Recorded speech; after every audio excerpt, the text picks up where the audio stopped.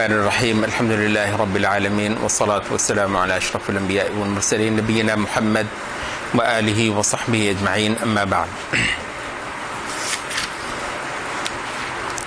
آیت 62 سورۃ البقرہ۔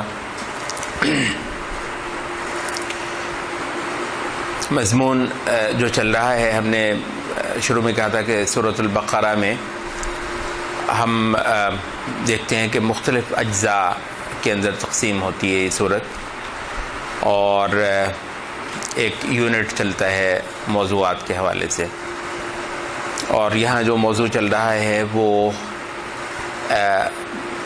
اللہ تعالیٰ کی طرف سے سونپا ہوا زمینی کردار، جس کو ہم اپنی اصطلاح میں خلافت کہتے ہیں، اور جو کہ ہدایت پر مبنی ایک کردار ہے کرۂ ارض پر۔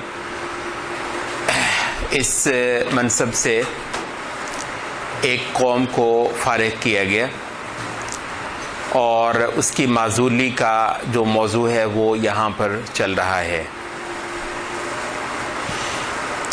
یہ جو آیت ہمارے سامنے ہے اس وقت، جس سے ہم شروع کر رہے ہیں، 62 نمبر آیت، اس دور میں خاصی زیادہ اس پر ایک کنٹروورسی شروع ہو چکی ہے کہ جناب اسلام نے باقی مذاہب کو بھی اعتبار دیا ہے۔ وہ جو پلورلٹی کا جو تصور ہے، ہمارا ظاہر موضوع، ہمارے پاس وقت نہیں ہے کہ ہم کسی اور موضوع میں چلے جائیں۔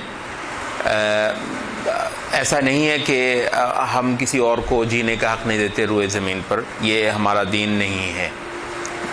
لوگوں کا حساب کرنا ان کے مالک کا کام ہے، اور ہمارا بھی حساب کرنا اس مالک کا کام ہے۔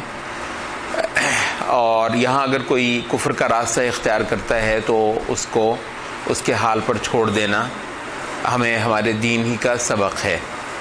تو اگر کوئی پلورلٹی اس معنی میں کہتا ہے تو ظاہر ہے یہ قرآن مجید کے تصور سے متصادم نہیں ہے۔ لیکن اگر پلورلٹی سے مراد یہ ہے کہ باقی لوگوں کو بھی غلط مت کہو، بھی تم ٹھیک ہو اپنے جگہ پر، دوسرے بھی ٹھیک ہو سکتے ہیں، تو یہ قرآن مجید کے بنیادی موضوعات کے ساتھ تصادم ہے، اور اس کو ہم درست نہیں سمجھتے۔ رسول اللہ صلی اللہ علیہ وسلم کی رسالت، اللہ تعالیٰ کی توحید اور محمد صلی اللہ علیہ وسلم کی رسالت، یہ آپشنل نہیں ہے، ٹھیک ہے؟ یہ بالکل آپشنل نہیں ہے، یہ کمپلسری ہیں، اور اعمال سب کے سب باطل اور غارت ہوتے ہیں اگر اللہ کی توحید اور محمد صلی اللہ علیہ وسلم کی رسالت پر ایمان نہ رکھا گیا ہو۔ قرآن مجید میں یہ چیز جو ہے بہت واضح ہے۔ اب یہاں پر جو آیت ہے وہ یہ کہہ رہی ہے کہ بے شک وہ لوگ جو ایمان لائے، جو لوگ یہودی ہوئے، جو نصرانی ہوئے، جو صابئی ہوئے، یہ کو پرانی شریعتوں پر جو ہے نا، موسیٰ علیہ السلام سے بھی پہلے کوئی آسمانی شریعتیں جو کو چلتی آ رہی تھی، تو ان کو ماننے والوں کو صابئی کہتے تھے۔ تو جو بھی ان میں سے اللہ پر ایمان لانے والا ہوا اور یوم آخرت پر، یہاں رسالت کا ذکر نہیں ہے، ٹھیک ہے؟ اس وجہ سے سارا یہ جو ڈسپیوٹ ہے وہ ہوا کہ اللہ اور یوم آخرت پر ایمان رکھتا ہو اور عمل اس کے اچھے ہوں، صالح ہوں، تو ان کا اجر ان کے پروردگار کے پاس ہے، اور ان کو کوئی خوف نہیں ہے اور کوئی غم ان پر نہیں ہے۔ یہاں ہم اختصار سے اگر بات کریں تو ایک اس کے جو مفہوم نکل سکتے ہیں، ایک تو یہی ہے کہ محمد صلی اللہ علیہ وسلم کی رسالت پر اگر کوئی ایمان نہیں بھی لاتا تو بھی اس کی نجات ہو سکتی ہے۔ مفہوم نکلنے کو تھوڑی دیر کے لیے ہم کہتے ہیں کہ یہ بھی نکل سکتا ہے۔ تو محمد صلی اللہ علیہ وسلم کی رسالت کیا ہوئی؟ آپشنل ہوئی نا، کہ اگر کوئی بندہ لے آتا ہے تو ٹھیک ہے، اگر نہیں لاتا تو بھی، اگر وہ کسی بھی نظریے کے تحت اللہ کائنات کا مالک اور یوم آخرت، اخروی حساب اور نیک اعمال، اچھے اعمال، جو بھی اس کے تصور سے ہیں، یا وہ ایک یونیورسل ایک تصور دیا گیا کہ جی اخلاق ایک یونیورسل چیز ہے، وہ مشرق میں بھی مغرب میں بھی کسی کے ساتھ برا کرنا، زیادتی کرنا، دھوکہ دینا، فراڈ کرنا، جھوٹ بولنا، کسی کو ناحق تنگ کرنا، تو یہ غلط ہے۔ تو یہ اس طرح کے اعمال ہیں، غریبوں کو کھلانا، ضرورت مندوں کی ضرورت پوری کرنا، NGOs کھول لیں آپ تو آپ اعمال صالحہ ہی کرتے ہیں، ٹھیک ہے۔ تو یہ ایک تصور ہے۔ تو ایک تو مفہوم یہ نکل سکتا ہے کہ محمد صلی اللہ علیہ وسلم کے رسالت پر ایمان نہ لائے بغیر بھی نجات ممکن ہے اس آیت کی روح سے۔ ایک امکان جو ہے وہ یہ ہے کہ اس آیت سے مراد یہ ہو کہ بھئی اس لمحے تک جب تک ان کو آخری رسول کا معلوم نہیں ہوا، تو جو بھی کوئی بندہ اپنی جگہ پر جو ہے وہ چاہے وہ یہودی ہوا، چاہے وہ عیسائی ہوا، چاہے وہ صابی ہوا، تو ان کا کہیں نہ کہیں سے تو آسمانی شریعت سے ان کا کوئی تعلق ہے نا۔ تو یہ لوگ اگر اللہ یوم آخرت پر ان کا یقین درست ہے اور اعمال صالحہ ان کے ہاں پائے جاتے ہیں تو انشاءاللہ العزیز ان کے لیے نجات ہے۔ ایک مفہوم اس کا یہ ہو سکتا ہے۔ ایک مفہوم یہ ہو سکتا ہے کہ اپنے اپنے دور کے اندر، کیونکہ یہ شریعتیں رہی ہیں، آسمانی شریعتیں رہی ہیں، تو اپنے اپنے دور کے اندر جو لوگ یہودی تھے، جو لوگ عیسائی تھے، جو لوگ صابی تھے، اور اب جو لوگ ایمان والے ہیں، تو یہ جن میں سے جو بندہ سچا ہوا ایمان اللہ پر رکھنے میں اور آخرت پر رکھنے میں اور اعمال صالحہ کرنے میں، انشاءاللہ ان کو کوئی غم نہیں ہے، وہ خدا کے ہاں جو ہے وہ آنے میں ان کو کوئی ڈر نہیں ہے، جو خدا کے سامنے ان کو حاضر ہونا ہے، ان کی حاضری ایک اچھی حاضری ہو سکتی ہے۔ تو ایک مفہوم اس کا یہ ہو سکتا ہے۔ ہمارے پاس اب ایک قاعدہ ہے، وہ قاعدہ جو ہے وہ عقیدے کے بے شمار مسائل ہیں، ان پر جو ہے نا وہ لاگو ہوتا ہے۔ اس قاعدے کو اچھی طرح سمجھ لیجئے۔ اس قاعدے کا نام ہے کہ متشابہات کو محکمات کی طرف لوٹانا۔ متشابہات کو محکمات کی طرف لوٹانا۔ متشابہات کتنے کہتے ہیں آپ؟ متشابہات وہ ہیں کہ جس کے مفہوم میں دو رائے ہو سکتی ہوں، جس کے مفہوم میں دو مطلب نکل سکتے ہوں، کئی سارے احتمالات ہوں اس کے مفہوم کے اندر، ٹھیک ہے، اس کی کئی ساری انٹرپریٹیشنز ہو سکتی ہوں، اس کو ہم کہتے ہیں کہ یہ متشابہات ہے۔ محکمات کتنے کہتے ہیں؟ جو جس کی انٹرپریٹیشن بہت واضح، معلوم، متعین ہو، اس پر کوئی اختلاف کی گنجائش نہ ہو، اس کو ہم کہتے ہیں محکمات۔ تو محکمات وہ ہوئے کہ جس پر اختلاف کی گنجائش نہیں۔ متشابہات وہ جس کے اندر ایک سے زیادہ رائے ممکن ہے۔ قانون کیا ہے ہمارے پاس؟ قانون یہ ہے کہ متشابہات کو لوٹایا جائے گا محکمات کی طرف۔ اس سے مراد کیا ہے؟ سمجھ لیں، محکمات، متشابہات کو لوٹانا محکمات کی طرف، مراد یہ ہے کہ متشابہات کے وہ مفہوم جو ہے نا وہ ڈراپ ہو جائیں گے جو محکمات سے متعارض ہوں، کیونکہ وہاں ایک سے زیادہ مفہوم تھا، ٹھیک ہے، ایک سے زیادہ مفہوم کا امکان تھا، دو مفہوم نکل رہے ہیں، ان میں سے ایک مفہوم ایسا ہے جو محکمات سے ٹکرا رہا ہے، اس مفہوم کو ہم ڈراپ کر دیں گے، باقی مفہوم ایک بچا یا دو بچے یا تین بچے یا 10 بچے یا 100 بچے، باقی سارے کے سارے ٹیبل پر رہیں گے، ٹھیک ہے جی۔ آپ اس سے اگر یہ مراد لیتے ہیں، کوئی دوسرا مفسر اس سے یہ مراد لیتا ہے، تیسرا مفسر اس سے یہ مراد لیتا ہے، تو جتنے امکانات جو ہیں وہ باقی رہ جائیں، ان سارے امکانات کو ہم باقی رکھیں گے اور اس کو ہم ایک لیجیٹیمیٹ ڈفرینس آف اوپینین مانیں گے، ٹھیک ہے۔ یہ ایک ہمارے پاس قاعدہ، بے شمار اشیاء میں بہت ساری چیزیں جو ہے نا اہل بدعت کیا کرتے ہیں، قرآن مجید میں بھی اس کا ذکر ہے، سورۃ آل عمران میں ہم اس کو دیکھیں گے بھی، تو وہ جو ہے جو متشابہات کے پیچھے جاتے ہیں۔ اچھا، متشابہات میں بہت خطرناک مقامات ہیں، بہت نقصان دہ جو ہے راستے وہاں پر ہو سکتے ہیں، تو وہاں جہاں اس کا ٹکراؤ ہوتا ہے محکمات کے ساتھ تو اہل ایمان وہاں رک جاتے ہیں، کہتے ہیں بھئی یہ بات ہم نہیں کریں گے، یہ تو صاف محکمات کے ساتھ ٹکراتی ہے۔ اب ہمارے پاس محکمات کیا ہیں؟ قرآن مجید کو پڑھ لیجئے۔ قرآن مجید کو پڑھنے کے بعد کیا آپ کو شک رہ جاتی ہے کہ قرآن مجید اپنے آپ کو اور اپنے رسول کو جس پر یہ کلام اترا ہے اس کو ایک آپشنل جو ہے کے طور پر پیش کرتی ہو؟ کوئی قرآن مجید سے یہ بات نکلتی ہے؟ قرآن مجید سے قطعی طور پر یہ نہیں نکلتی کہ محمد صلی اللہ علیہ وسلم پر ایمان لانا واجب ہے اور اس کے بغیر آپ کی نجات نہیں ہے۔ اس سے پہلے ہی ذرا جو ہے وہ دیکھتے چلیے، ہم نے کہا تھا کہ یہ جو بنی اسرائیل کا موضوع جو شروع ہوا ہے، جو ہم نے کہا کہ جو فہمائش ہوئی ہے شروع میں ہی، یہ آیت نمبر 41، تھوڑا سا پیچھے چلے جائیے، یہاں پر کیا بات ہو رہی ہے؟ وَآمِنُوا بِمَا أَنزَلْتُ مُصَدِّقًا لِمَا مَعَكُمْ، اور ایمان لاؤ اس چیز پر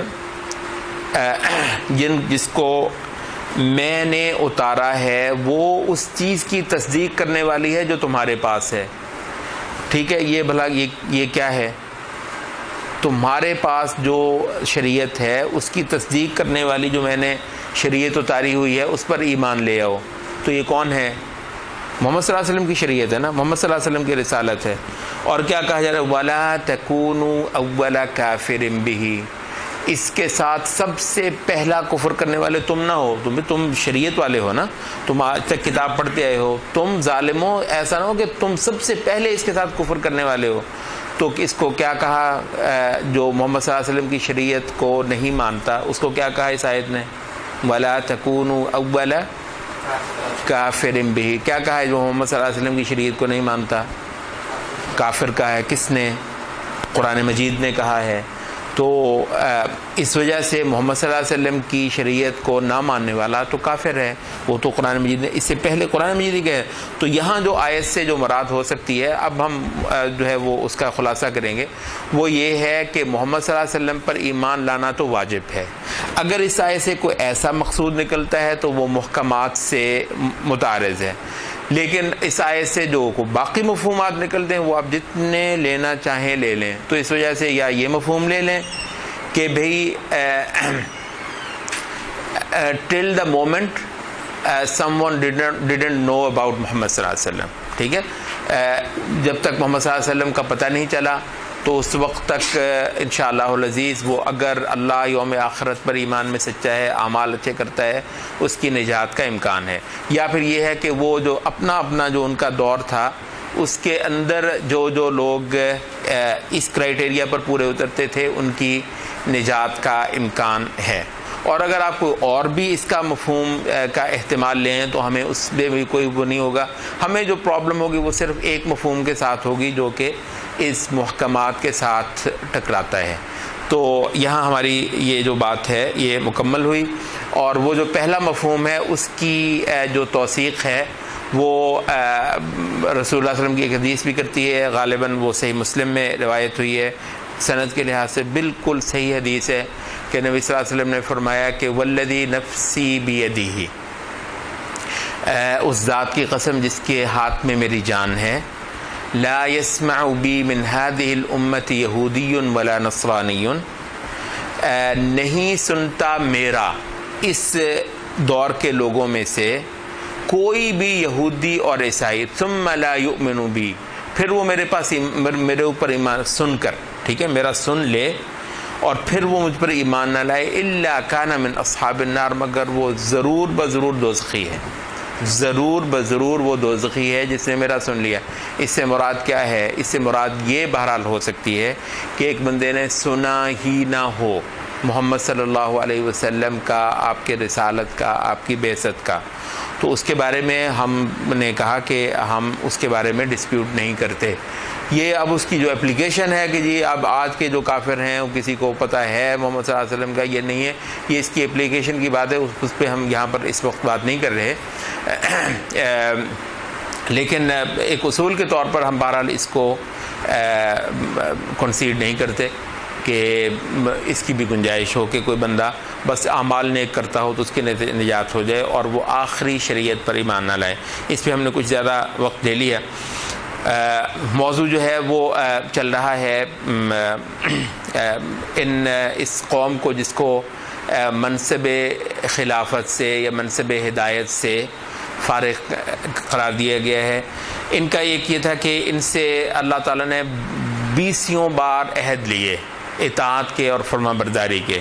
ایک بار یوں ہوا کہ ان پر جو ہے طور پہاڑ کو ان پر یوں جو ہے وہ اوندھا نظر آنے لگا کہ یہ ان پر گرا کے گرا اور کہا کہ تم خدا کو سچا عہد دو.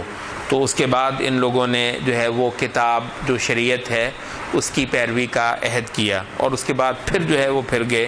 تو اللہ تعالیٰ کہتا ہے کہ اس محض خدا کا فضل تھا کہ اس نے تمہیں صفحہ ہستی سے ختم نہیں کر دیا. پھر ایک ان کی ہسٹری کا ایک بہت مشہور واقعہ ہے اصحاب سبت کا، کہ وہ جو مچھلیاں پکڑنے سے ان کو روکا گیا تھا سبت کے روز، مگر ان لوگوں نے ہیلے اختیار کیے، جس کے بعد اللہ تعالیٰ نے ان لوگوں کو بندر بنا دیا، اور یہ اس کی سزا تھی. اس کے بعد وہ ختم ہو کر رہ گئے. اور یہ ایک ایسی عبرت تھی کہ جو دور دور تک لوگوں نے صدیوں تک جو ہے پھر یاد رکھی کہ خدا کی شریعت کو پامال کرنے کی یہ سزا بھی ہو سکتی ہے. پھر ایک اور کیریکٹر ان کا بتایا کہ، اور یہ وہ واقعہ ہے جس سے یہ خود یہ صورت جو ہے وہ منسوب ہے، وہ گائے کی قربانی کا، کہ ایک آدمی قتل ہو گیا تھا اور اس کے بارے میں لوگوں کو پتہ نہیں تھا کہ اس کا قاتل کون ہے. تو موسیٰ علیہ السلام کے پاس آئے تو موسیٰ علیہ السلام نے کہا کہ تم یوں کرو کہ ایک گائے ذبح کرو. انہوں نے حیل و حجت کی. حیل و حجت کے حوالے سے دو باتیں عام طور پر مفسرین نے بتائی ہیں، کہ ایک تو یہ تھا کہ وہ لوگ جو ہیں جسے کہتے ہیں نا وہ تکڑے تھے جن لوگوں نے قتل کیا ہے، اور ان کو آپ کو پتہ ہے انصاف کے ساتھ کھیلنا جو ہے، یہ جو طاقتور ہوتے ہیں وہ ہمیشہ انصاف کے ساتھ کھیلنے کی کوشش کرتے ہیں. تو ان کا یہ تھا کہ کہیں پکڑا نہ جائے، تو یہ انہوں نے حیل و حجت سے کام لیا، بار بار سوال اٹھائے. اور دوسرا جو مفسرین نے بیان کیا وہ یہ ہے کہ مصریوں کے ہاں بلکہ کہتے ہیں کہ تمام زرعی جو معاشرے ہوتے ہیں نا، ایگریکلچر سے ریلیٹڈ جو سوسائٹیز ہوتی ہیں، ان میں جو ہے وہ گائے اور بیل کا تقدس جو ہے وہ پایا جاتا ہے. کہ آپ کا رزق جو ہوتا ہے نا، رزق کیونکہ سارے کا سارا زراعت کے ساتھ ہے، زراعت کی جان جو ہے وہ کھیتی باڑی یہ بیل میں ہے، تو اس وجہ سے اس کو جو ہے نا یہ قومیں پھر مقدس ماننا شروع کر دیتی ہیں. آپ نے دیکھا ہوگا یہ دھرتی کو کیا کہتے ہیں، دھرتی ماتا. تو یہ ماتا کیوں بنی؟ اس وجہ سے کہ یہ ہمیں پالتی ہے. تو گاؤ ماتا، تو گائے بھی ماتا ہے. وہ کیوں اماں کیوں ہے؟ گائے اماں اس وجہ سے ہے، جو بھی چیز آپ کو پالتی ہے وہ آپ کی اماں ہے نا. تو اس وجہ سے دھرتی ماتا، گاؤ ماتا، اور اس طرح کی جو ہے نا ہر چیز آپ کی ماتا بن جاتی ہے. آپ نے دیکھا ہوگا یہ ایک طبعی رجحان ہے. یہ ماڈرن لوگ کیا کہتے ہیں، نیچر کو کیا کہتے ہیں؟ Mother nature. سنا ہے آپ نے؟ Mother nature. کیوں بھائی مدر نیچر کیوں کہتے ہیں؟ مطلب اس کے اندر نا ایک مہربانی کا معنی جو ہے وہ خود بخود انسان کے اندر جو ہے وہ آ جاتا ہے. تو مدر نیچر تو وہی ہے، یہ مطلب نیچر ماتا. تو جس کو بھی سچے خدا سے شناسائی نہ ہو تو وہ ان ساری چیزوں کو پوجنے لگ جاتا ہے. تو مصریوں کے ہاں کیونکہ یہ لوگ صدیاں رہے تھے تو ان کے اندر غلامی کے جو آثار ہیں کہتے ہیں کہ وہ گھٹی میں پڑ جاتے ہیں. تو اس وجہ سے ان کی وہ گائے کا تقدس جو ہے اور گائے کو ہاتھ لگانا ان کے ہاں ایک پاپ قسم کی چیز بن گیا تھا. تو اس بت کو توڑوانا چاہا تھا اللہ تعالیٰ نے. تو ان سے کہا کہ یہ جو ہے نا ایک چیز میں دو چیزیں، تو ایک تو یہ ہوگا کہ جرم جو ہے نا وہ تشخیص بام ہو جائے گا، اور دوسرا یہ ہے کہ تمہارا یہ جو بت ہے گائے کے تقدس کا یہ توڑا جائے گا. یہ وجہ ہے کہ ہمارے ہاں اس وقت ابھی تک جو ہے یہ سب کانٹیننٹ میں چل رہا ہے. یہ پچھلے عرصے میں تو جب سے یہ خبیثوں کی جو ہے وہ حکومت آئی ہے انڈیا میں، اس وقت سے لے کر مسلمان تو بہت سارے لوگ کہتے ہیں کہ یار مطلب گائے جو ہے، مودی صاحب کی اس پہ بہت اچھی ایک تحریر بھی ہے کہ بھئی ہمارے پاس تو ویسے ہی آپشن ہے، آپ گائے نہ کریں، بکرا کر لیں، چھترا کر لیں، کچھ اور کر لیں، تو کیا ضروری ہے کہ آپ خواہ ایک جو ہے وہ لیں؟ تو آپ کے پاس تو آپشن ہے. کہتے ہیں آپشن ہوگا ہمارے اپنے ہاں ہوگا جب اس طرح کی صورت نہیں ہے. یہ ایک اصولی بات ہے ہمارے لیے، یہ ایک اصولی بات ہے کہ مسلمان جو ہے وہ اپنے دین تک کے اندر اس انداز سے جو ہے وہ محتاط ہونا شروع ہو جائے کہ بھئی کسی کا جو بت ہے اس کو جو ہے نا اس کی بے حرمتی ہو رہی ہے. تو تو اس وجہ سے ہم اپنے دین کے اندر کچھ چیزوں سے احتیاط برتنا شروع ہو جائیں. یہ ایک اصولی مسئلہ ہے. اس مسئلے پر اگر کسی کو ہجرت تک کرنا پڑے اور آگے اس کو قبول کرنے والا ہو صحیح البتہ بیچارے کو, تو یہ ایک الگ سٹوری ہے. تو ہجرت تک اگر کرنا پڑے تو انشاءاللہ العزیز یہ ایک اعلیٰ کام ہوگا اللہ تعالیٰ کی بندگی اور عبادت کا, کہ جو تمہارا گائے کی جو تھی تو اس کا وہ کرنے کے لیے. تو ایک بار وہ آئے کہنے لگے جی کہ آپ یہ بتائیے وہ کیسی ہو. انہوں نے کہا کہ بھئی وہ نہ بوڑھی ہو اور نہ بچی ہو. تو پھر کہنے لگے اس کا رنگ بتا دیجئے ذرا. تو رنگ بتا دیا کہ بھئی وہ بڑی سنہری قسم کا جو رنگ ہے تو وہ چاہیے وہ جو. اچھا تو پھر اس کے بعد یہ بتا دیجئے کہ اور اس کی صفت جو ہے وہ بتا دیجئے. بڑی گائے ہم نے دیکھی ہیں, ہمیں کوئی سمجھ نہیں آ رہی ہے کیا مطلب ہے. تو کہا جی کہ وہ جو نہ تو وہ اس کے وہ پانی جو ہے وہ نکالتی ہو, وہ جو راہٹ جو ہوتا ہے نہ اس پر لگی ہوئی ہو, اور نہ وہ زراعت کے اندر وہ ہل چلانے کے لیے استعمال کبھی ہوئی ہو. تو ایسی صاف ستھری جتنا وہ کرتے گئے اتنا زیادہ مشکل کرتے گئے, آخر جو ہے ان کو کرنی پڑی. اور وَإِذْ قَتَلْتُمْ نَفْسًا فَادَّارَأْتُمْ فِيهَا, تو اللہ تعالیٰ نے پھر وہ جتنا تم نے بچنے کی کوشش کی اللہ تعالیٰ نے اس کے باوجود مسئلے کو کھول کر رکھ دیا. ہم نے کہا کہ اس کو جو ایک حصے کو جو ہے وہ اس کے ساتھ مارو. تو کذالک یحیی اللہ الموتیٰ, اس طریقے سے اللہ تعالیٰ جو مردے ہیں ان کو زندہ کر دیتا ہے. تو یہ ایک معجزہ بھی تھا موسیٰ علیہ السلام کا, ٹھیک ہے. اور اس کے اندر ہم نے دیکھا کہ اور بہت سارے شریعت کے مقاصد پورے ہو گئے, اور قاتل پکڑا گیا وہ جو بڑے تھے جن کا خیال تھا کہ شریعت کے اندر وہ انصاف کے ساتھ کھیل سکتے ہیں, تو اس کا بھی جو ہے وہ ازالہ ہو گیا. یہ مفسرین نے کہا ہے کہ سورۃ البقرہ کے اندر مردوں کو اسی دنیا میں زندہ کرنے کے کئی سارے واقعات ہیں, اور یہ سورۃ البقرہ کے خصائص میں سے ایک خاصیت ہے. ایک آپ نے دیکھا کہ یہاں پر ذکر ہوا ہے, اس سے پہلے ایک واقعہ جو ہے وہ ذکر ہوا ہے کہ جب انہوں نے جو ہے وہ بڑھ ہانکی تھی کہ اپنے رب کو لے کے آؤ ہمارے پاس, موسیٰ علیہ السلام سے کہا تھا. تو کیا ہوا تھا, ان کو ایک کڑک نے ختم کر کے رکھ دیا. پھر موسیٰ علیہ السلام نے اللہ تعالیٰ سے دعائیں کی تو اللہ تعالیٰ نے ان کو دوبارہ زندہ کر دیا. تو سورۃ البقرہ میں ایک وہ مقام ہے مردوں کو اسی دنیا میں زندہ کر کے دکھانے کا, ایک یہ مقام ہے مردے کو زندہ کرنے کا. اچھا آگے چل کر جو ہے وہ بنی اسرائیل کا ایک اور واقعہ جو ہے کہ یہ کچھ لوگ تھے, بستی جو ہے وہ دشمن سے ڈر کر جو ہے نا وہ موت سے ڈر کر بھاگ گئے. تو اللہ تعالیٰ نے کہا کہ موت سے بھاگتے ہو, تو ان سبھی کو مار دیا کہ یہ اس سے بھاگے ہو تو یہی لے لو. تو پھر البتہ اللہ تعالیٰ نے ان پر کرم فرمایا اور پھر ان کو زندہ کر دیا. اور آگے چل کر ایک واقعہ جو ہے نا وہ اس شخص کا ہے کہ جو اپنے گدھے پر سوار اپنا کھانا لیے جا رہا تھا. مفسرین نے کہا یہ عزیر تھے, عزیر علیہ السلام, جو کہ بنی اسرائیل کے انبیاء میں سے ایک نبی تھے. تو آپ ذرا اندازہ کر لیں کہ 100 سال کے بعد ایک بندہ جو ہے اپنے گدھے پر بیٹھا آ رہا ہو, اور وہ لوگ وہ نسلیں اس کی جو ہے نا بھول چکی ہوں, تو اس کے بعد وہ دیکھ رہے ہوں کہ بھئی یہ تو وہی ہے. تو یہ واقعہ جو ہے پھر کہتے ہیں کہ اس کے بعد پھر واقعہ اور اللہ تعالیٰ نے بتایا, وہ جو ابراہیم علیہ السلام کو کہا کہ 4 پرندے لو اور ان کو جو ہے ذبح کر کے کاٹ کے ان کو پہاڑوں پر پھیلا دو, اور اس کے بعد پھر ان کو آواز دو تو وہ اڑتے ہوئے تمہارے پاس چلے آئیں گے. تو ان کو بھی زندہ کیا گیا. تو بہت سارے مقامات ایسے ہیں کہ جس میں اللہ تعالیٰ نے اپنی شان دکھائی. تو اور قوموں کے اندر یہ واقعات پھر صدیوں تک نسل در نسل جو ہے وہ چلتے رہے. تو ایسا نہیں کہ یہ سنے سنائے واقعات ہوں, بلکہ یہ ڈاکومنٹ ہوئے اور بڑے وثوق ذرائع سے قوموں کے اندر یہ روایت ہوتے رہے. اس کے بعد اللہ تعالیٰ فرماتا ہے کہ تمہارے دل جو ہیں وہ سخت ہو گئے, تم لوگوں نے شریعت کے ساتھ کھلواڑ کرنا شروع کر دیا. یہ شریعت کے ساتھ کھلواڑ کرنا, شریعت کے اندر ہیلے نکالنا, یہ جو ہے سب سے بدبخت لوگ جو ہیں وہی ایسا کرتے ہیں.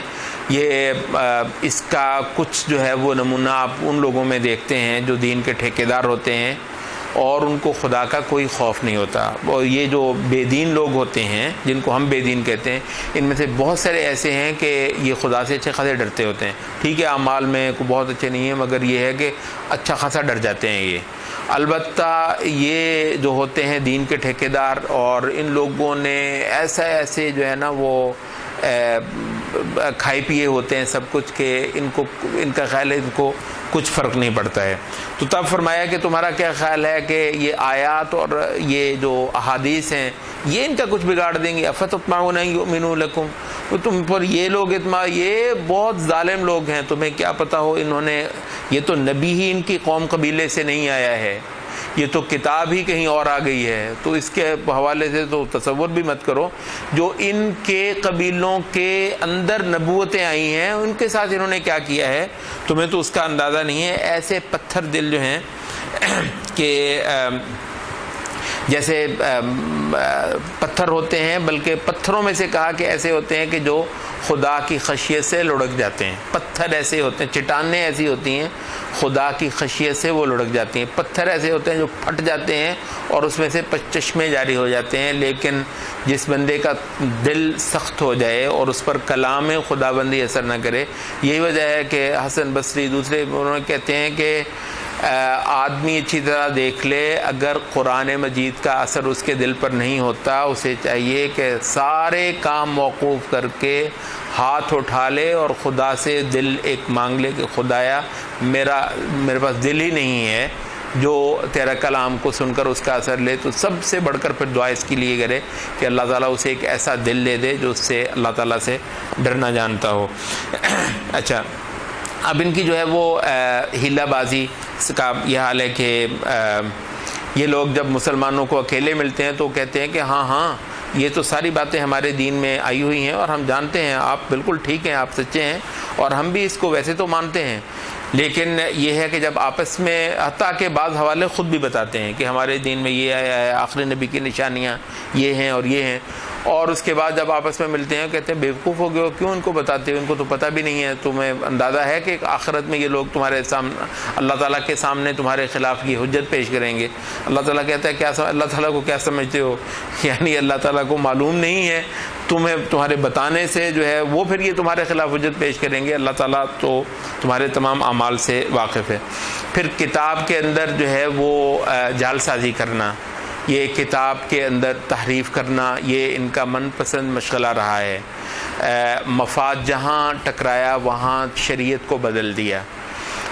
شریعت کی تحریف یا کتاب کی کلام خداوندی کی تحریف، کہتے ہیں دو صورتیں ہوتی ہیں تحریف کی، دو قسمیں ہوتی ہیں. ایک کو کہتے ہیں ہم تحریف لفظی، وہ یہ ہے کہ کلام کے الفاظ ہی کو بدل دیا. ایک ہے تحریف معنوی، وہ یہ ہے کہ الفاظ کو تو نہ بدلا لیکن اس کا جو معلوم معروف معنی ہے اس کو بدل کر رکھ دیا. تو یہ اللہ تعالیٰ نے قرآن مجید کو ہر قسم کی تحریف سے محفوظ رکھا ہے. قیامت تک جو شخص کلام کو لینا چاہے اس کو یہ کلام ملتا ہے، اور اس کے معانی بھی انشاءاللہ العزیز کبھی ضائع نہیں ہوں گے. البتہ یہ ہے کہ اس کے معانی میں بہت سارے لوگ جو ہے وہ تصرف کر کے خود گمراہ ضرور ہوتے رہیں گے، لیکن جو چاہے گا حق پانا اس کو یہ ہمیشہ ہی میسر رہے گا. تو شریعت کے اندر تحریفات ان کا کرنا جو ہے، اور اس پر اللہ تعالیٰ نے دوزخ کی ان کو وعید سنائی ہے. پھر یہ مان کے جی ہم کہاں پکڑے جانے والے ہیں، کہنے لگے کہ ہمیں تو آگ نہیں پکڑے گی، ہوگا تو 2-4 دن کی بات ہوگی، اس سے بڑھ کر تو ہمیشہ ہمارے ساتھ. تو اللہ تعالیٰ نے کہا کہ یہ کیا خیال ہے، اللہ تعالیٰ نے کہیں تمہارے ساتھ یہ عہد کیا ہوا ہے کہ وہ تمہیں نہیں پکڑے گا.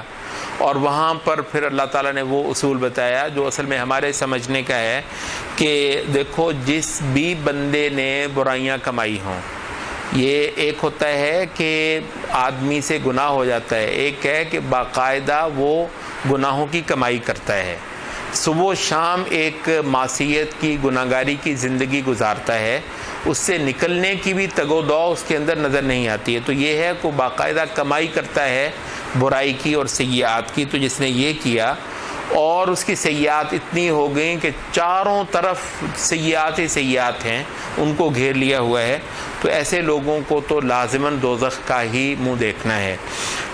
ہاں، جن لوگوں نے ایمان اور عمل صالح کا رویہ اختیار کیا، ایسے لوگوں کے لیے بلا شبہ اللہ تعالیٰ کے پاس جنت ہے اور اس کے اندر وہ ہمیشگی پانے والے ہیں۔ اس کے بعد ان کا ایک میثاق کا ذکر کیا کہ اللہ تعالیٰ نے ان سے عہد لیا تھا بنی اسرائیل سے کہ تم اللہ کے سوا کسی کی عبادت نہیں کرو گے۔ اچھا، اب آپ کو جو ہے وہ یہ معلوم ہے کہ بنی اسرائیل کی تاریخ میں کئی ادوار ایسے آئے ہیں کہ یہ صاف صاف شرک کرنے لگ گئے تھے۔ یہ کہتے ہیں کہ یہ بال جو ہے، ایک بت تھا بال، ان کی بستیوں کی بستیاں بال کو پوجنے لگ گئی تھی۔ ایک تموز نام کا بت ہوتا تھا، تو اس کو بھی ان کی قوموں کی قومیں جو ہیں وہ پوجنے لگ گئی تھیں، اور ان کے جو صالحین ہیں، ان کے نیک لوگ ہیں، وہ ان کو سمجھاتے بجھاتے رہے تو ان کی بات نہیں مانتے تھے، حتیٰ کہ بعض اوقات انبیاء آئے اور وہ باقاعدہ ان کو شرک سے نکالنے پر دوبارہ کمر بستہ ہوئے کہ یہ بالکل شرک کے اندر وہ جو بت پرستی ہے اس تک جو ہے وہ یہ چلے جاتے رہے۔ تو بت پرستی ایک ایسی چیز ہے جو آسمانی امتوں کے اوپر بھی حملہ آور ہوتی ہے وقتاً فوقتاً۔ یہ کچھ ہی دیر کے بعد آپ دیکھتے ہیں کہ شرک کے رویے جو ہے تو یہ پکا عہد لیا گیا تھا جس کو ان کو جو ہے وہ آخر تک نبھانا تھا۔ اور دوسرا یہ کہ والدین کے ساتھ نیکی۔ اب دیکھیے جو نیکی کا تصور ہے وہ آگے آیت البر کے اندر بھی آپ دیکھتے ہیں، اس میں جو ہے نا وہ بندے اور خدا کا رشتہ، نیکی سب سے بڑھ کر پہلے یہ ہے۔ وہ جی آپ اپنا سیاسی کام کرتے ہیں، تنظیمی کام کرتے ہیں، اجتماعی کام کرتے ہیں، وہ اس کے بعد ہے بھائی۔ سب سے پہلے خدا کو بالکل ایک ذاتی طور بندے اور مالک کا جو رشتہ ہے وہ عبادت کی جان ہے، عبادت کی، بندگی کی، ایمان کی اساس ہے۔ تو یہاں پر جو ہے ایک توحید بتایا کہ توحید کے پکے رہنا ہے بھائی، اور دوسرا یہ ہے کہ یہ نیکی جو ہے نا گھر سے شروع ہوتی ہے۔ یہ بہت زیادہ اہم ہے۔ ہمارے بہت سارے نوجوان جن کو اللہ تعالیٰ نے توفیق دی ہے کہ دین کا تصور ان کا وسیع ہو اور وہ نماز روزے تک محدود نہ ہو، اچھا ادھر شیطان جو ہے نا دوسری طرف سے آتا ہے ان کے پاس، اور وہ یہی ہے کہ دین تو جو ہوتا ہے وہ تو اسلامی حکومت قائم کرنا ہوتا ہے، وہ تو جو ہے نا ایک بس اجتماعی کام ہوتا ہے۔ اچھا اس کے ہاں جو ہے نا بندگی، عبادت، خدا کے ہاں جواب دہی میں وہ جو موٹی موٹی باتیں ہیں وہ غائب ہو جاتی ہیں۔ اور یہ سب سے بڑھ کر یہ ہے کہ دین جو ہے نا گھر سے شروع نہیں ہوتا، یہ سب سے بڑی غلطی ہے۔ اب یہاں پر دیکھ لیجئے، دین شروع ہوا خدا کو پہچانا، اور اس کے بعد وَبِالْوَالِدَيْنِ احسانا، والدین کے ساتھ نیکی کرنا۔ یہ نہیں کہا کہ ان کے حقوق پورے کرنا، بائی دا وے یہ بہت مطلب نوٹ کرنے کی چیز ہے۔ قرآن مجید میں جہاں پر یہ نہیں کہا کہ والدین کے حقوق پورے کرنے، حقوق پورے کرنے ہیں، مگر اس سے بڑھ کر احسان کیا ہوتا ہے؟ آپ کو معلوم ہے احسان کیا ہے؟ احسان جو ہے نا وہ فرض پورا کرنے سے بڑھ کر کچھ کیا جائے اس کو احسان کہتے ہیں۔ فرض پورا کرنے سے کچھ بڑھ کر کیا جائے اس کو احسان کہتے ہیں۔ تو کہا کہ والدین کے ساتھ جو ہے حق پورا کرنے سے بھی بڑھ کر جو ہے تم نیکی کرو۔ اور یہ جو ذی القربہ، جو قریب کے رشتہ دار ہیں، یہ قریب کے جو رشتہ دار ہیں ان سے جو ہے وہ پیار، محبت، ان کے ساتھ وفا، ان کے جو ہے وہ کام آنا، ان کی خدمت کرنا، ان کے دل جیتنا، ان کے ساتھ بہت اعلیٰ قسم کے رویے اختیار کر کے رکھنا، یہ عبادت ہے، یہ شریعتوں کی جان ہے۔ مطلب آپ یہ دیکھ لیجئے کہ یہ باقاعدہ عہد جو ہے وہ لیے گئے ہیں۔ حالانکہ ویسے ہی آپ کو پتہ ہے لوگوں کے محبتیں تو ویسے ہی ہوتی ہیں، بھائیوں کے ساتھ محبت کس کو نہیں ہوتی؟ ہندوؤں کو نہیں ہوگی، سکھوں کے نہیں ہوگی۔ یہ چچا تایا سے، مطلب ہندو سکھ جو ہیں یہ مطلب لڑتے ہی ہوں گے، چچا اپنے چچا سے، اپنے تایا سے، اپنے ماموں سے، یہ مطلب اپنی پھوپھی خالہ سے۔ تو یہ تو نہیں ہے۔ ہمارے لیے کیا ہے، آپ ذرا یہ نوٹ کرنے کی بات ہے، ہم مطلب وہ بھی کرتے ہیں، اب خالہ پھوپھی جو ہے اور چچا تایا سے وہ بھی پیار کرتے ہیں، ہم بھی پیار کرتے ہیں۔ ہمارا اپنی خالہ پھوپھی تایا چچا سے پیار کرنا عبادت ہے، یہ نوٹ کرنے کی بات ہے بھائی۔ ہم جب یہ کرتے ہیں ہم عبادت کرتے ہیں اللہ تعالیٰ کی۔ کتنے لوگ ہیں جو اس کو عبادت سمجھ کے کرتے ہوں، جن کو اس خیال میں یہ خدا کی بندگی ہے تو بھئی اجر تو اس پر ملے گا نا جب آپ اس کو خدا کی بندگی کے دائرے میں لے کر آئیں گے. تو یہ ہے عہد خدائی، اس میں کہیں اسلامی حکومت کا ذکر نہیں ہے فی الحال. یہ مطلب ہے یہ تھوڑی سی چیز جو ہے نا وہ نوٹ کرنے کی ہے، کیونکہ ایک تصور ایسا ہو جاتا ہے کہ نیکی جو ہے نا بس اوپر ہی اوپر پھرتی ہے، وہ نہ آپ کے اس کو ٹچ کرتی ہے، نہ آپ کے چھوٹے چھوٹے جو ہے نا گھر میں ادھر ادھر محلے میں جو آپ کے جو رویے ہیں ان کے اندر نیکی، عبادت، بندگی، رسالت کا جو پیغام ہے وہ بولتا نہیں ہے، اس کا کوئی تعلق بھی محسوس نہیں ہوتا ہے.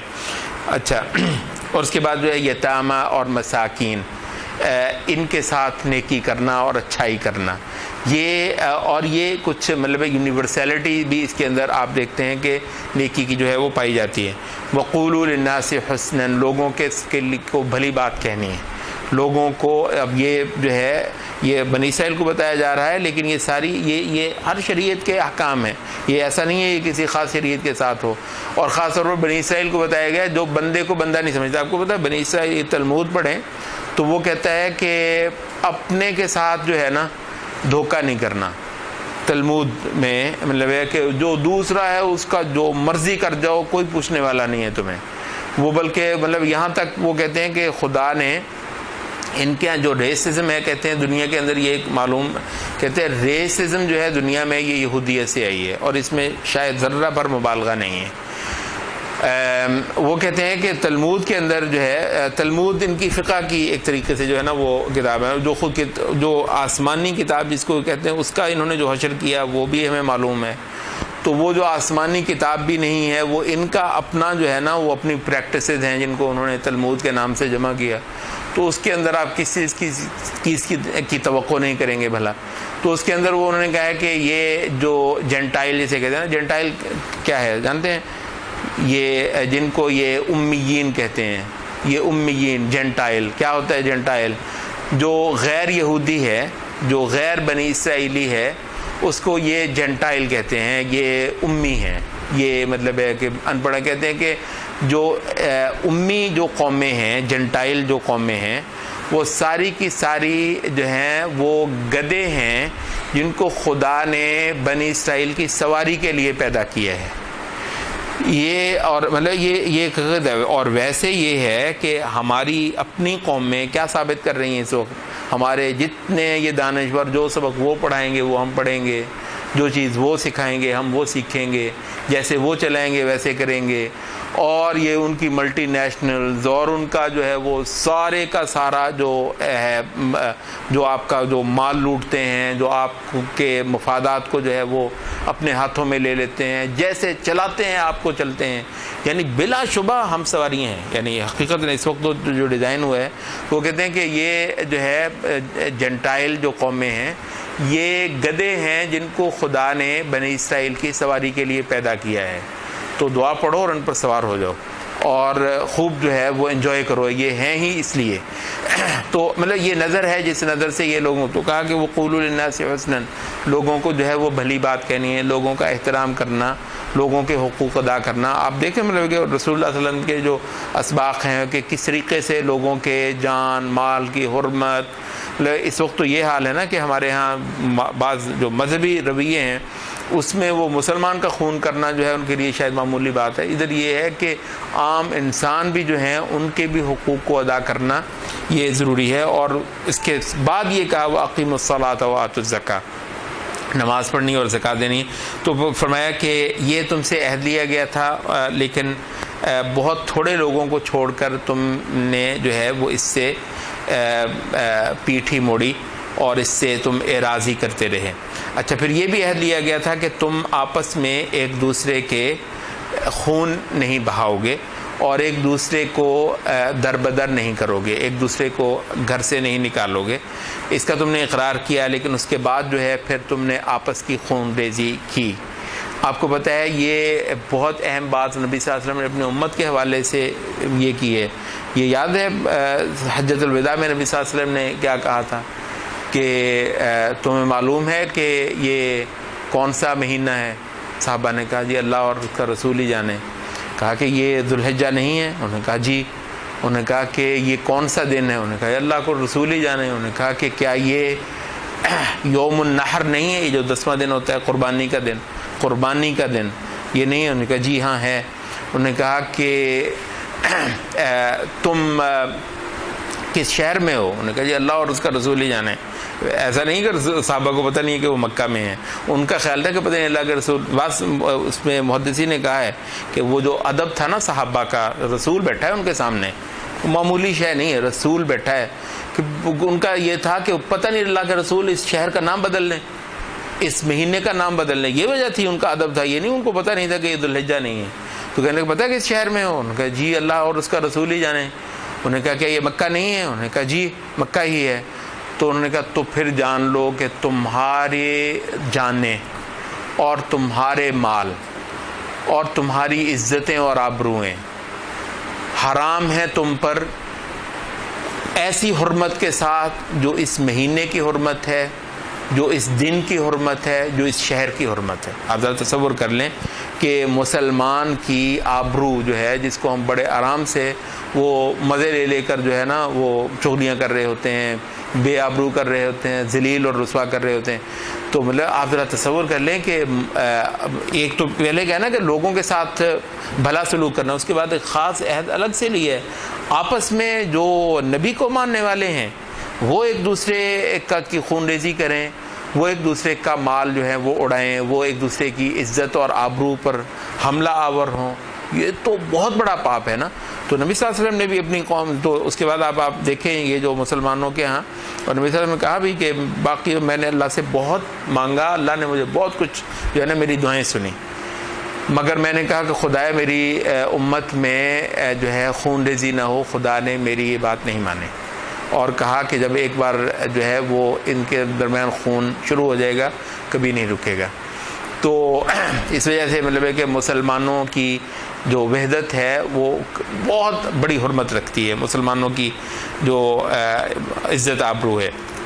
اچھا، تو کہا کہ اس کے بعد تم نے یہ سارے کام کیے، اپنے ہی قبیلے، اپنے ہی دین کے لوگوں کو تم جو ہے ان کے گھروں سے نکال دیتے رہے ظلم اور زیادتی کے ساتھ۔ پھر جب وہ قیدی ہو کر تمہارے پاس آتے تھے، پھر البتہ تمہیں دین کا بھی خیال آ جاتا کہ یار یہ تو جو ہے یہ تو ہمارے دین کے ہیں، تو پھر اس کے بعد تم ان کا فدیہ دے کر، رینسم جو تاوان دے کر جو ہے پھر ان کو تم چھوڑ دیتے رہے، اور وہاں پر تمہارا خیال تھا کہ تم نے دین پر بھی عمل کر لیا۔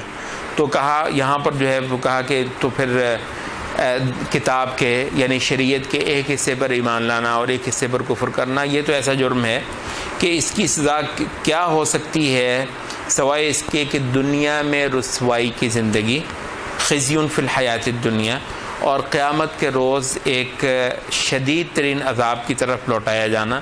تمہارا کیا خیال ہے کہ اللہ تعالیٰ کو پتہ نہیں چل رہا ہے، غافل ہے اللہ تعالیٰ تمہاری ان حرکتوں اور کرتوتوں سے؟ یہ ہیں وہ لوگ جو شریعت کے ساتھ یہ جو رویہ کرنے والے ہیں کہ انہوں نے دنیا کی زندگی کو آخرت کے بدلے خریدا ہے، تو ان کا عذاب جو ہے وہ کبھی کم نہیں ہونے والا۔ پھر اس کے بعد ان کو بتایا کہ دیکھو تمہارے پاس جو ہیں وہ انبیاء کتنے آئے ہیں، کہا کہ ہم نے موسیٰ کو کتاب دی اور اس کے بعد رسولوں کا تانتا لگا دیا، وَقَفَّيْنَا مِن بَعْدِهِ بِالرُّسُلِ، اور اس کے بعد جو ہے وہ عیسیٰ علیہ السلام کو بھی تمہاری طرف رسول بنا کر بھیجا، اور روح قدس کی تائید بھی اس کے ساتھ تھی۔ تمہارا یہ رویہ رہا رسولوں کے ساتھ کہ جب بھی کوئی رسول آیا جس کو تمہارے دل قبول نہیں کرتے تو تم نے ان کو کچھ کو جھٹلایا اور کچھ کو قتل کرنے کی کوشش کی۔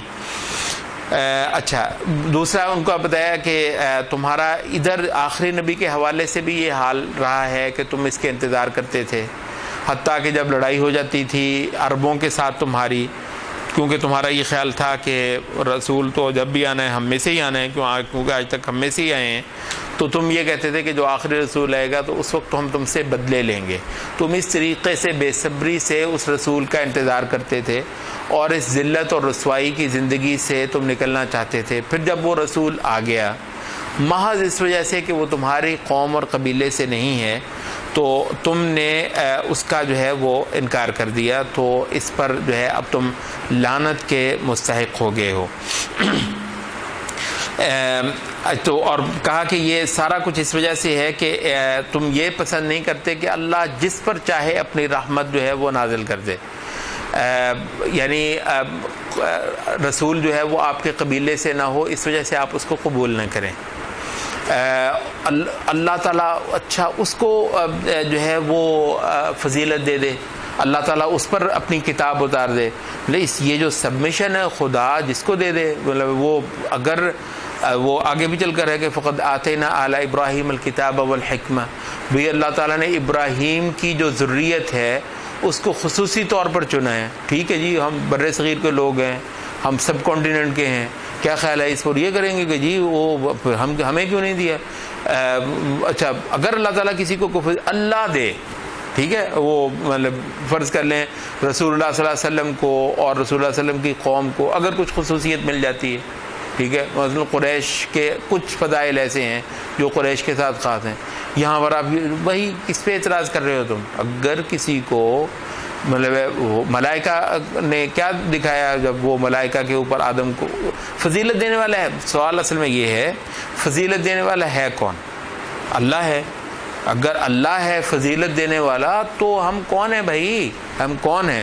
اچھا تو یہ وہ چیز ہے کہ قوم اور قبیلہ اور برادری جو ہے وہ آپ کو جو ہے نا وہ رکاوٹ بنے، اور اگر اللہ کسی کو فضیلت دے دے، کوئی حیثیت دے دے، وہ تو جناب وہ فلاں برادری کا یہ مطلب ہے ہمارے ہاں یہ چلتا ہے، یہ جہاں پر برادریوں والا جو ہوتا ہے وہ یہ ہے کہ جناب وہ کتنا بھی نیک ہے وہ دوسری برادری کا ہے۔ ہم نے یہ دیکھا ہے دیہات میں کہ وہ پوری کی پوری برادری جو ہے نا وہ اس وجہ سے جو ہے نا ایک مسئلے پر نہیں جائے گی، جو وہ پورا مسئلہ کی ان کا یہ جی ہم تو سارے فلاں ہوتے ہیں، اس وجہ سے کیوں ہوتے ہیں کیوں جی ہماری برادری یہ ہے۔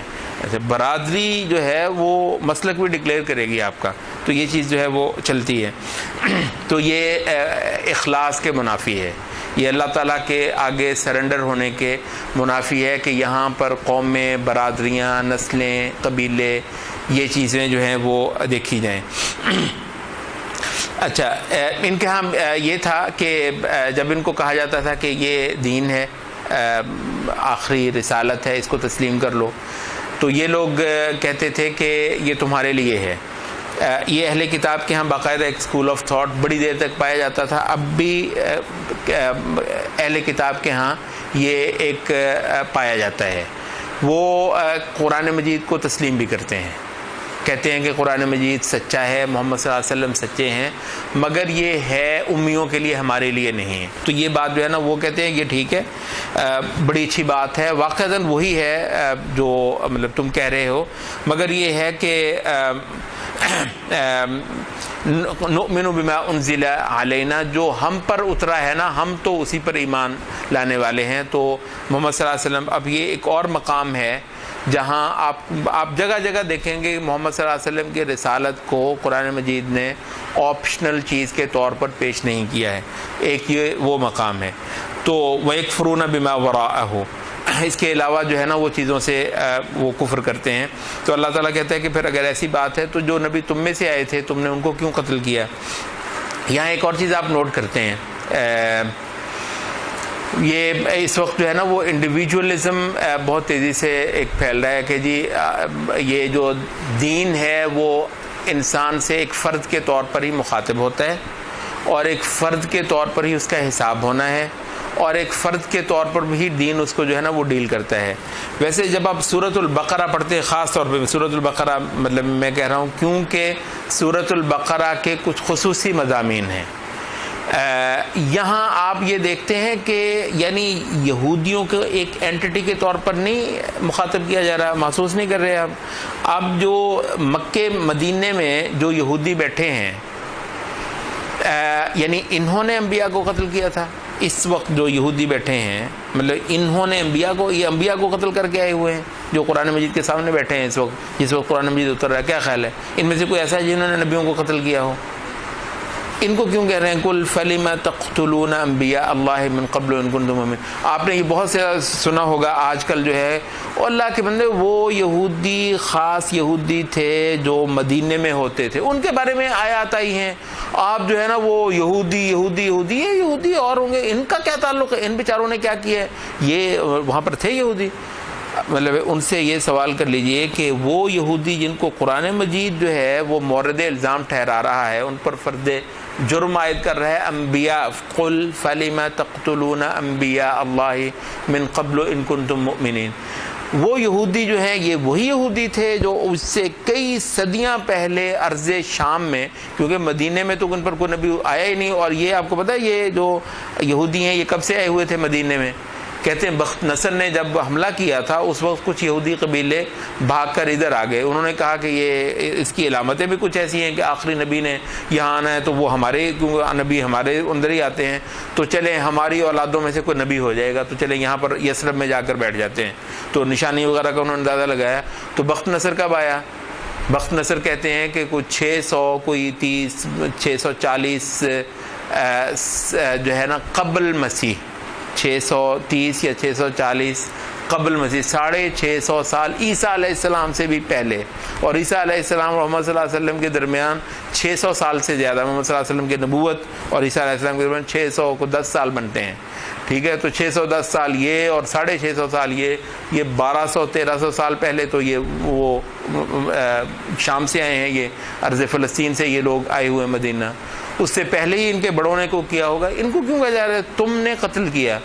آپ دیکھتے ہیں کہ امتوں کے طور پر، یعنی کہتے ہیں سورۃ البقرہ آپ پڑھ لیجئے، اس کے اندر یہودیوں کو، عیسائیوں کو، مسلمانوں کو بطور امت، بطور ایک گروہ، بطور ایک مجموعہ ہی مخاطب کیا گیا ہے۔ یہ اتنی واضح ہے چیز سورۃ البقرہ سے کہ جو شخص جو ہے نا جو سیاق اور سباق کو بالکل نہیں دیکھنا چاہتا، صرف وہ کہے گا کہ دین محض اور محض فرد کو مخاطب کرتا ہے، ایک امت کے طور پر اور ایک پورے گروہ کے طور پر مخاطب نہیں کرتا ہے۔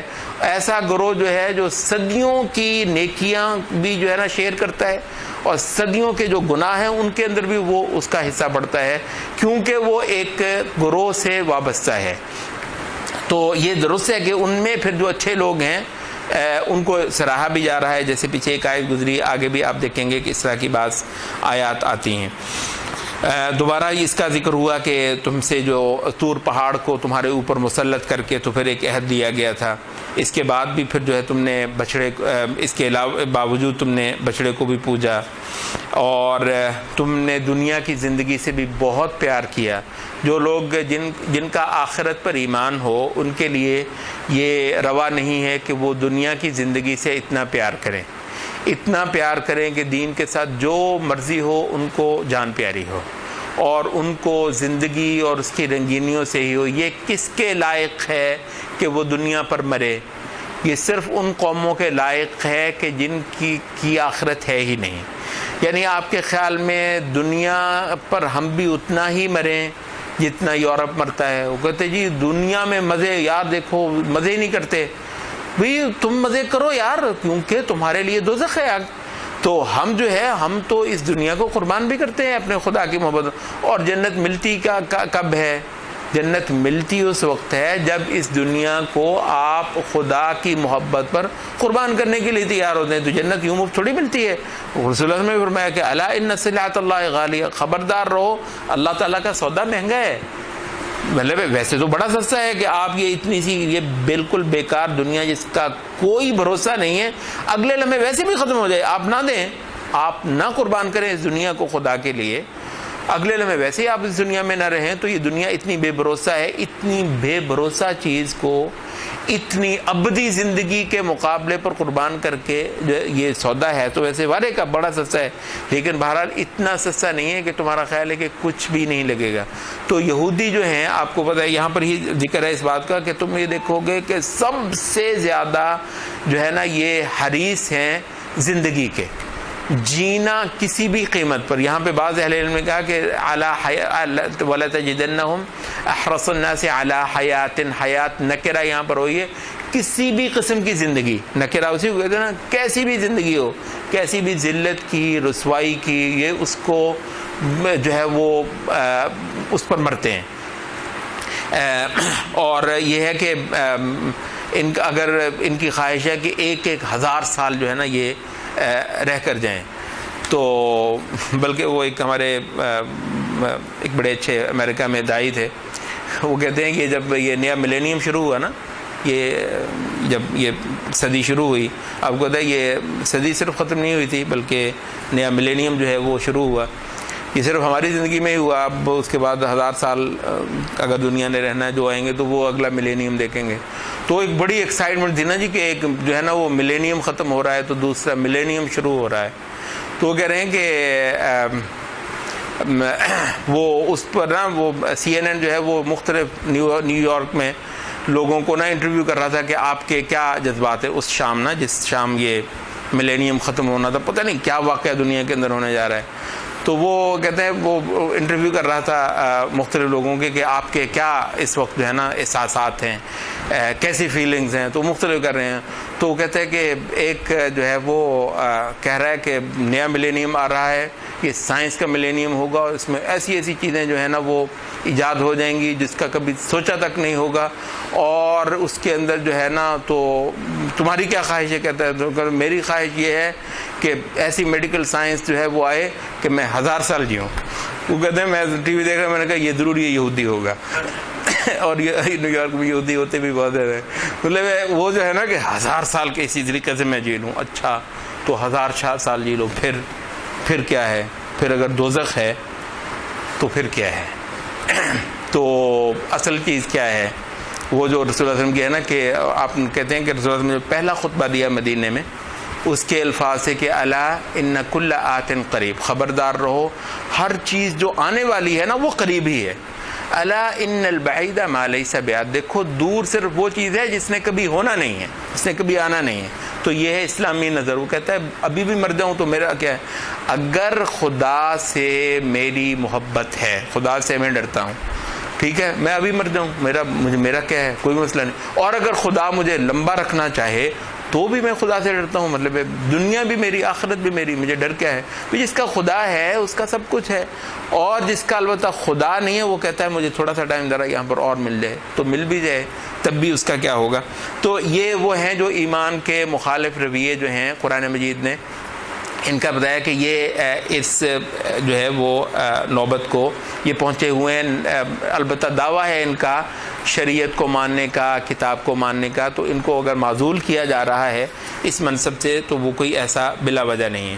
اچھا پھر اس کے بعد جو ہے وہ ضد اور وہی ریسزم, وہ جو نسلی تعصب ہوتا ہے, یہ کوٹ کوٹ کر بھرا ہوا ہے. اور بعض ہمارے لوگوں نے کہا کہ مسلمان دنیا میں واحد قوم ہے جس کو یہود کی حقیقت معلوم ہے, اور وہ اس وجہ سے کہ ان کے پاس قرآن ہے, قرآن نے یہود کی حقیقت کھول کھول کر بتائی ہے. یہ جو نسلی تعصب ہے جس کے یہ دنیا کے اندر موجد ہیں, یہ اس کا جگہ جگہ قرآن مجید میں ذکر ہے. اب یہاں تک ہو گیا ہے کہ جبریل کے ساتھ ماتھا لگایا ہے, جبریل کے ساتھ جو ہے وہ کہتا ہے کہ یہ جبریل تو وہ ہے کہ ہمیں تو کبھی بھی پسند نہیں رہا. تو یعنی کیا وجہ ہے, شریعت لے کر آتا ہے, شریعت کیا ہوتی ہے جو ہماری خواہشوں کے مطابق نہیں ہوتی ہے, جبریل تو ہمیں کبھی اچھا نہیں لگتا ہے. تو جبریل تک جو ہے وہ انہوں نے وہ تو اللہ تعالیٰ نے کہا کہ بھی جو اللہ تعالیٰ کے ان فرشتوں کے ساتھ تک جو ہے بدتمیزی کرتے ہیں, دشمنی کرتے ہیں, ان کا یہ حال ہے کہ آنکھ میں شرم نہیں ہے حقیقتاً. یعنی ان کی آپ بائبل پڑھ لیں, اس کے اندر بھی انبیاء کی کوئی عزت احترام, بائبل جس کو یہ خدا کا کلام کہتے ہیں, تلمود تو چھوڑ دیں نا, کہتے ہیں تلمود کو تو آپ پڑھ ہی نہیں سکتے, جو بائبل ہے اس کو آپ پڑھ لیجئے, جو اولڈ ٹیسٹامنٹ ہے وہ جو ہے مطلب ایسی بے شرمی کی باتیں, خدا کی بھی کوئی حیثیت تھوڑی ہے, وہ استغفر اللہ یعنی زبان پر لانا مشکل ہے. وہ یعقوب جو ہے, یعقوب نے خدا کے ساتھ کشتی کر لی, خوب کشتی ہوئی, آخر یعقوب نے جو ہے استغفر اللہ خدا کو پچھاڑ کر اس کے سینے پر بیٹھ گئے، اور جو ہے وہ خدا نے کہا کہ اچھا مجھے چھوڑ دے، یہ جتنی یہ جو ہے نا مقدس زمین ہے تیری اولاد کی ہوئی، تب جان چھوڑوائی خدا۔ مطلب وہ اسی وجہ سے ہمارے ایک وہ اچھے مناظر ہیں وہ امریکہ میں، تو وہ کہنے لگے کہ بڑا سوکھا چھوٹ گیا، استغفر اللہ، میں ہوتا تو میں کہتا مطلب یہ عرض فلسطین کیا وہ دے مجھے، مطلب استغفر اللہ آپ نے اتنا ہی قابو کر لیا ہے تو فلسطین کیا ہے، عرش لے لو اسے۔ تو اگر استغفر اللہ مطلب ایسی بد زبانی، بد کلامی، آنکھ میں شرم نہیں ہے، خدا ہو، اس کے فرشتے ہوں، اس کے انبیاء ہوں، میرے یہ مقدس ہی اتنے ہیں، یہ پتہ نہیں یہ شے کیا ہے، چیز کیا ہے، وہ جو ہوتا ہے نا تواضع اور انکساری اور خدا کے آگے دب جانا، خدا کی حرمت، اس کے انبیاء کی حرمت، یہ اللہ تعالیٰ نے اب نبی صلی اللہ علیہ وسلم کی امت کو اللہ کا شکر ہے بدرجہ اتم دیا ہے۔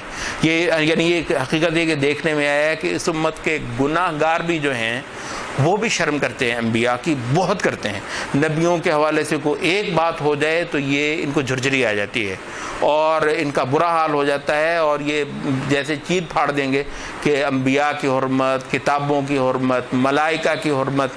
یہ ہم ان لوگوں کی بات کر رہے ہیں جو جن کا ایمان ہے، جو لبرل اور اس طرح کے جو لوگ ہیں، ان کے ہاں البتہ یہ وہی جو یہودیوں کے شاگرد ہیں، ان کے البتہ آنکھ میں نہ رسالتوں کی شرم، نہ کتابوں کی شرم، نہ کلام خداوندی، نہ کوئی چیز جو ہے، یہ ہر چیز کو بیٹھے ہوتے ہیں کہ جی تحقیق کی سان پر کس کے تو اپنی جو ہے وہ رائے کا اظہار کر رہے ہوتے ہیں۔ تو بہرحال یہ ہے کہ جو تعظیم ہے ملائکہ کی، کتابوں کی، تنزیل خداوندی کی، یہ ایمان ہے، یہ عبدیت ہے، یہ بندگی ہے، اور جس سے یہ لوگ جو ہیں یہ محروم رہے ہیں۔ اچھا اس کے بعد پھر ان کا ایک اور کرتوت اللہ تعالیٰ نے بتایا، یہ ساری چیزیں ہمیں اپنے لیے سیکھنی ہیں۔ تو کہا کہ انہوں نے جب بھی کبھی کوئی عہد کیا تو اس کو توڑا۔ تو یہی وجہ ہے وہ کہتے ہیں کہ جو جن لوگوں کا خیال ہے کہ یہودیوں کے ساتھ جو ہے نا وہ سمجھوتے کر کے تو یہ پتہ نہیں کیا حاصل کر لیں گے، قرآن بھی نے کہا کہ وَكُلَّمَا عَاهَدُوا عَهْدًا نَبَذَهُ فَرِيقٌ مِّنْهُمْ، جب بھی کوئی معاہدہ کیا ہے ان کے ایک فریق نے لازماً اس کو توڑا ہے۔ تو اچھا اس کے بعد پھر جو ہے بدعقیدگی کی ایک بہت بڑا مظہر جو ہے نا وہ ہے توہم پرستی، اور یہ جادو عملیات، یہ ٹونے ٹوٹکے، راتوں رات بیٹھ کر کوئی ایسا ہو پتہ نہیں آپ کروڑ پتی بن جائیں گے، کوئی ایسا جو ہے نا وہ جو ہے جو جنتر منتر سے کچھ ہو جائے۔ مطلب ہے یہ زندگی اللہ تعالیٰ نے کچھ حقیقتوں پر مبنی زندگی بنائی ہوئی ہے، یہاں محنت ہوتی ہے، یہاں کوشش اور جد و جہد ہوتی ہے، اور اس کے نتیجے میں آپ کو یہ مرض، صحت، خوشی، غمی، یہ بہت سارا کچھ اللہ تعالیٰ نے اسباب کے ساتھ وابستہ کر رکھا ہوا ہے۔ اسباب سے اوپر اٹھ کر اگر کوئی چیز ہو سکتی ہے تو وہ خاص اللہ کی رحمت ہو سکتی ہے، جس کے لیے دعا ہوتی ہے اللہ تعالیٰ سے مانگا جاتا ہے۔ البتہ اس سے نیچے پھر اسباب ہیں، ان کو اختیار کیا جاتا ہے۔ البتہ یہ کیا ہے، یہ جو ہے جادو، ٹونے ٹوٹکے، اور اس میں کیونکہ جادو سارا کا سارا شیطانی عمل ہے، اس میں خیر تو ہوتی نہیں ہے، پھر اس میں لوگوں کا برا چاہنا، لوگوں سے حسد کرنا، لوگوں سے نعمتوں کو چھیننے کی کوشش کرنا، اور لوگوں کو جو ہے وہ محروم دیکھنے کی ایک حسرت دل کے اندر پالنا، یہ جو منفیت ہے، یہ جو بغض ہے، کہتے ہیں جس بھی معاشرے کے اندر جادو اور ٹونے ٹوٹکے ہوتے ہیں اس کے اندر آپس کی رقابتیں، عداوتیں، آپ نے دیکھو یہ ہمارے جو گھروں میں ہیں وہ ساس جو ہے وہ بہو پر شک کر رہی ہے، بہو جو ہے وہ ساس پر شک کر رہی ہے، اور وہ مطلب ظاہر ہے ایک جگہ رہنا پڑ رہا ہے لیکن وہ پتہ نہیں کیا ایک دوسرے مطلب یہ جو ہے یہ آپس کی کا جو ہے نا وہ ٹرسٹ جو ہے ختم کرنے کے لیے یہ شیطان کا پورا ایک نسخہ ہے، جادو، ٹونے ٹوٹکے، جو معاشرے کو توحید سے محروم کرنے کے بعد طرح طرح کے جو سماجی جو روگ ہوتے ہیں وہ لگا دیتے ہیں۔ کہ یہ یہاں پر جو ہے بابل کا ذکر آتا ہے، وَمَا أُنزِلَ عَلَى الْمَلَكَيْنِ بِبَابِلَ ہاروت و ماروت۔ آپ کو پتہ ہے بابل میں بنی اسرائیل کب گئے ہیں، معلوم ہے آپ کو؟ وہی جو بخت نصر کا ہم نے ذکر کیا تھا، یہ کوئی 650 سال قبل مسیح، یہ لوگ جو ہیں ان کو اللہ تعالیٰ نے ایک اپنا بہت برا ایک جو ہے نا بری مخلوق بخت نصر دنیا کا ایک متکبر کیا فرعون ہوگا. فرعون بھی اس کے سامنے کچھ نہیں تھا. پہلے تو فرعون سے جوتے پڑوائے نا اللہ تعالیٰ نے بڑی دیر تک. جب یہ انہوں نے اللہ تعالیٰ کو بھلایا تو اللہ تعالیٰ نے فرعون سے جوتے پڑوائے ان کو. پھر یہ فلسطین میں آ گئے اور ان کی خوب راج بھی رہے. داؤد علیہ السلام کا گولڈن ایج, سلیمان علیہ السلام کا وہ جو گولڈن ایج ہے, ان کو اللہ نے عزت, دولت, فراوانی سب کچھ جو ہے وہ دیا. تورات کی جو ہے وہ حکومت تھی, مطلب ان کے لیے بہت اعلیٰ دور تھا. اس کے بعد جو ہے انہوں نے تکبر کیا, سرکشی کی, تو جس کے بعد اللہ تعالیٰ نے اب جوتے پڑوائے. کس سے؟ کہتے ہیں کہ یہ ایک بار مصر سے اور ایک بار عراق سے. یہی وجہ ہے کہ ان کے ہاں جو ہے نا وہ آئندہ کے لیے بھی یہی لکھا ہوا ہے کہ ان کے لیے جو ہے نا جو عذاب آنا ہے آخر میں وہ ایک مصر سے آنا ہے, ایک جو ہے نا عراق سے ان کے لیے عذاب آنا ہے. تو تو بخت نصر جو ہے وہ عراق سے تھا, بابل سے. تو اس نے ان کو بہت ساروں کو مارا اور پھر ان کی بہت بڑی تعداد کو وہ قیدی بنا کر, غلام اسیر بنا کر تو ان کو بابل لے گیا. تو بابل میں یہ کو کہتے ہیں کہ 100 سال کے لگ بھگ جو ہیں وہ وہاں پر رہے. ان کے حتیٰ کہ بعض انبیاء بھی اسی دور اسیری کے اندر ان میں پیدا ہوئے, جن میں ایک مشہور ترین نام دانیال ہے اور ایک نام جو ہے وہ عزیر ہے.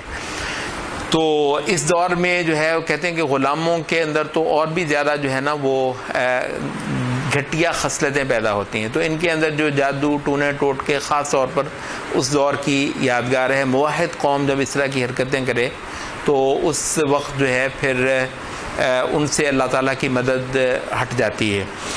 تو ان لوگوں نے جادو ٹونے کیے.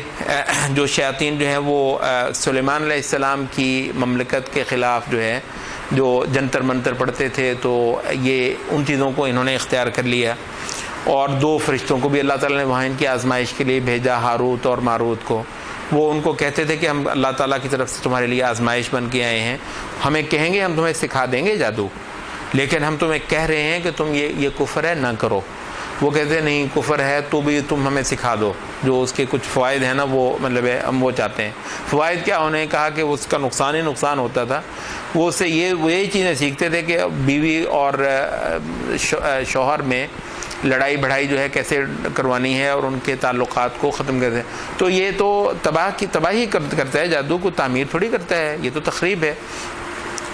تو البتہ یہ جو ہے کلیئر ہے کہ جس نے اس کو خریدا وہ اس کا پھر آخرت میں کوئی حصہ نہیں ہے. جس سے علماء نے کہا ایک تو یہ فلا تکفر کہ جادو کرنا کفر ہے, ہاروت اور ماروت کی زبان سے کہلوایا گیا. اور دوسرا کہا کہ آخرت میں کوئی بھی حصہ نہیں ہے. کہتے یہ بھی صرف ایک کافر کے حق میں ہی ہے کہ آخرت میں اس کے لیے کچھ بھی نہ ہو. تو جادو ٹونے جو ہیں یہ کفر ہے, اور یہ لوگ جو ہے نا یہ کرتے ہیں. یہ ایسے جرائم ہیں جن کو قرآن مجید نے باقاعدہ طور پر ذکر کیا. تو یہ 130